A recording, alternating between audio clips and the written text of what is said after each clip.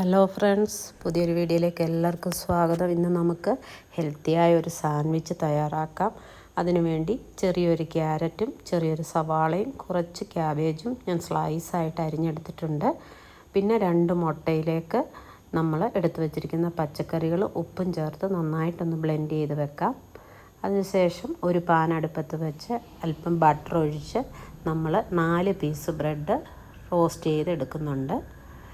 2 സൈഡും റോസ്റ്റായി വന്നതിന് ശേഷം അതേ പാനിലേക്ക് അല്പം ബട്ടർ കൂടി ചേർത്ത് നമ്മൾ എടുത്തു വച്ചിരിക്കുന്ന ഈ മുട്ടയുടെ മിശ്രിതം കൂടി ചേർത്ത് ഒന്ന് കുക്ക് ചെയ്തെടുക്കണം.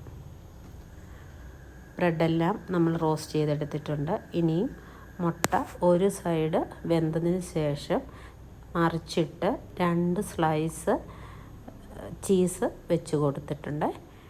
അതൊന്ന് അടച്ച് വെച്ച് ഒന്ന് മെൽറ്റാകുന്നിടം വരെ കുക്ക് ചെയ്യാം.